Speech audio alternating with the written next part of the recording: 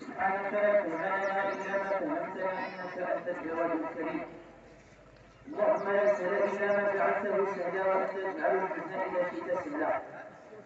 أحمد الله تبارك وتعالى وفقنا في هذا اليوم المبارك الأعز الأغر، في هذه الصبيحة الميمونة من يوم الجمعة، خير يوم طلعت فيه الشمس.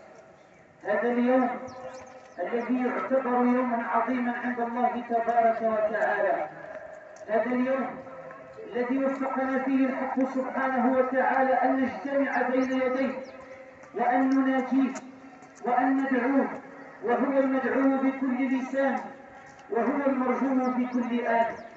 اجتمعنا إلا لندعو ربا كريما سميعا بصيرا، قال في محكم تنزيله وهو الصادق في قيله: وقال ربكم ادعوني استجب لكم. قرب المولى تبارك وتعالى من الدعاء واجب وحري،